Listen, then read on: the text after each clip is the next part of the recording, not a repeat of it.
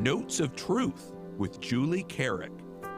Here on Morning Joy, where truth matters. All right, welcome back and good morning to Morning Joy, where truth matters. I'm your host, Keith Downey. Really excited about our segment Notes of Truth with Julie Carrick. We're going to be chatting a little bit about the sung psalms and more. So Julie, good morning, by the way. Good morning. Good morning. It's good to be back in Arizona where it's a little bit warmer. Oh, a little bit. Yeah, I think it's going to be around 80 degrees. I don't know if I can handle it. Oh, I love what we're going to chat about today. These sung psalms. You know, I was listening as Debbie and the previous chat was happening here, and how people want to hear God and they want to hear him speak and discernment and everything. And when I think about the psalmists, those who wrote the psalms, David and the rest, they were literally talking to God. They were like crying out to him. Some of the psalms, we hear that incredible praise that's lifted up, like, God, you spoke to me and thank you for speaking to me. And Lord, I'm so grateful that you spoke to me. Some of the psalms are the ones where they were crying out. It's like, God, how much longer do I have to deal with this pain and suffering? And Lord, will you lift me out of this darkness? You know, all of these different, excuse me, all of these different ways of speaking with him. And when we look at the Psalms and the way that we are using them within our sacred liturgy, we start out hearing the word in the Old Testament or whatever is going to be the first reading. And then we are literally called to join into the conversation. So the psalm at every mass invites us to be in that conversation with God. And so the way that we approach them, and especially when we sing them at mass, is such a great participation in the conversation. A good friend of mine who recently has become Catholic, she was part of the Nazarene church and then came into the Catholic church. And she said it was so beautiful to realize that those psalms, and there's 150 of them, you literally sing them during mass. So it takes you to a different place. It takes you to a different intensity when we sing them. And one of the gentlemen who I've had many times when we sing our faith with his music is Chris Mulia. And Chris has such a beautiful way of approaching the words, the content of the Psalms, because so total transparency. One of my pet peeves is you take the word, say Psalm 22, my God, why have you abandoned me? We're going to hear this on Passion Sunday. And again, it's part of the Good Friday service. But I just couldn't imagine that being in the key of C, which is a happy key, where we would be going, my God, why have you abandoned me? You know, and the way that Chris approaches the Psalms is whatever the feeling of the Psalm is, he has a beautiful way of having the music fit that emotion, both in the key signature, in the way that it's sung, which words are held longer than others. And I'm going to just do a blatant little shout out for him. If you're looking for really beautiful Psalms just to listen to in your daily life, or if there's, if you're working as a liturgist at all in a parish, it's very simple, psalmsbychris.com. You can go to that site, psalmsbychris.com, and listen to them. If you want to end up using them, he's got them available. It's absolutely beautiful. And it seems to be running in his family because his son Thomas apparently is gifted with that same skill. So the next generation will continue to lead us with those psalms. And in my own life, I've only done a couple of them, but I know which ones are my favorites. So yeah, it's an amazing thing. Which ones are your favorites? So my absolute favorite is Psalm 22. And there's something about that one when I sing it.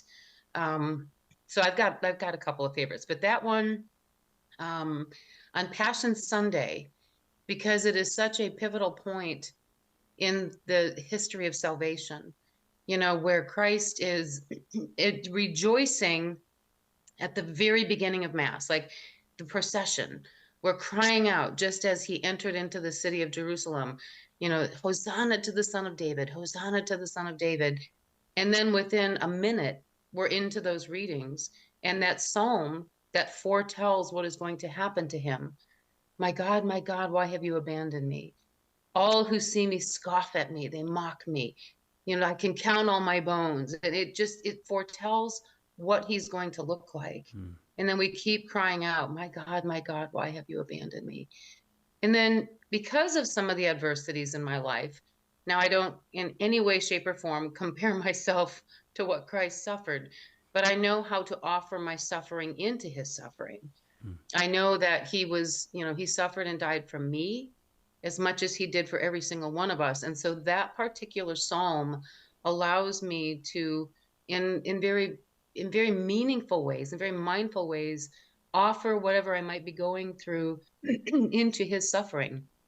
And in the words of our, ancestors, to how to offer it up, to truly offer it into his suffering and find purpose in things. So that's one of my favorites. The other one is 141, Psalm 141. Let my prayer rise like incense before you, O God. That offering up of myself, like an evening offering. There's the beauty in that one, that transcendence of not only the word, but the emotion. When we pray, we know that it doesn't just sit here. There's such a powerful imagery for me in that one, like as the incense, as we watch the thurible allow that smoke to rise. And that one I've actually written a setting for. I have a new book coming out very soon, and it's based on that Psalm 141. Let my prayer rise like incense before you, O God. And again, when we sing them, it takes us past the ordinary. It takes us into that transcendent beauty of seeing how it goes up to God. Those are two of my favorites. Wow, that's great. I'll have to check them out. I know it's funny, when we were talking initially about the topic for this morning, I was like, Chris Millian, why do I know that name? And so I hopped on his website, and immediately some of the songs that he meant, or psalms that he mentioned, I'm like, I know this. This is what I grew up on in the 90s. It's incredible. For whatever reason, I just kind of blanked on that. And so it kind of took me back, re-listening to some of these that he performed, and it's just very nostalgic and also very respectful too. Sometimes you find contemporary liturgical music, it's not good, but Chris does a really fine job at meeting both respectful and contemporary, for sure. He does, and you'll find pieces of his in the hymnals. He's one of the OCP artists and composers, but of course outside of that as well. And as you said, there's an integrity in his music. When I interviewed him a few years ago on We Sing Our Faith, that was one of the things. He was very gifted with a recording session in Nashville. And when he went, he said, okay, yeah, it's a great experience for a lot of people. But if people try to change what God has given you as the gift by making it something it's not, then that's not a gift. And he had such a great way of keeping that integrity. And in fact, when I reached out to him this past week, I thought, oh, let's have Chris on. And he said, right now, I'm not doing radio interviews. He goes, please share about the ministry. That's wonderful. But he is so not self-serving. And a lot of people will say, yeah, have me on radio, because it's more about the me instead of what God is calling us to do. Not that you've ever seen that in anyone ever, but it's but true.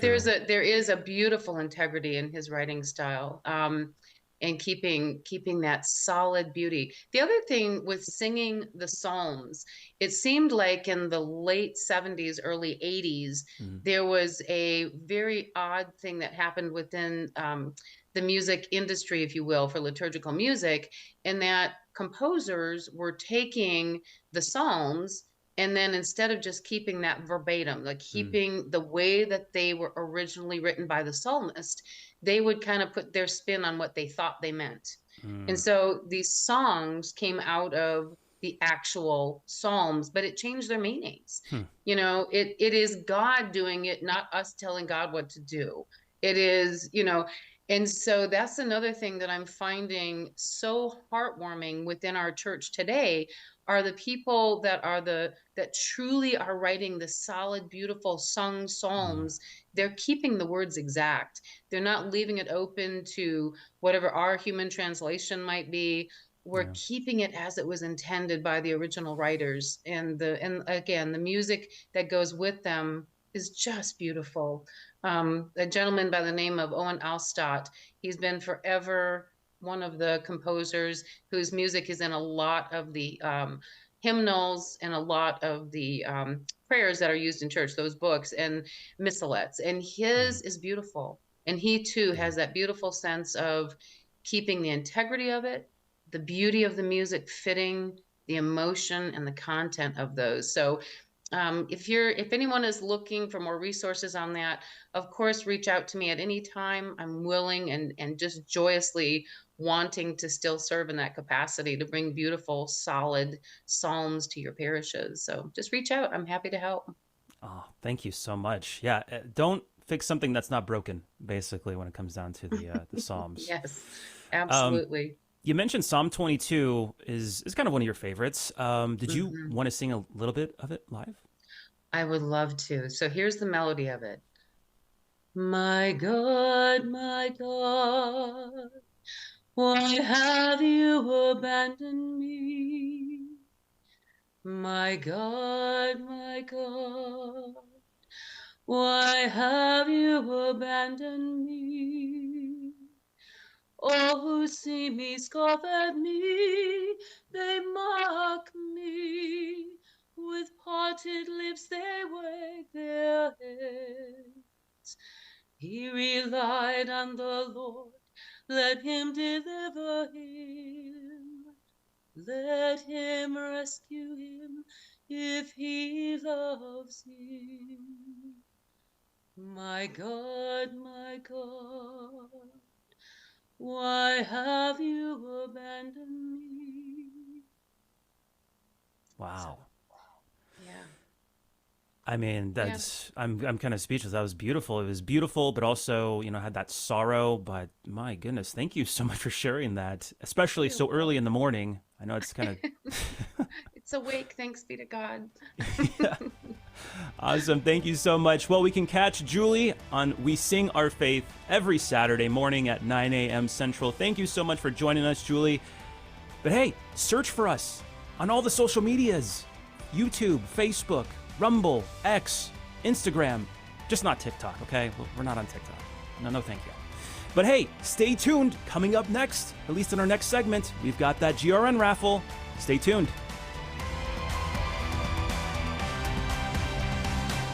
This has been Morning Joy, where truth matters, hosted by Keith Downey. Take some joy with you today. Visit grnonline.com/joy to listen again, share a segment, or answer the question of the day. That's grnonline.com/joy.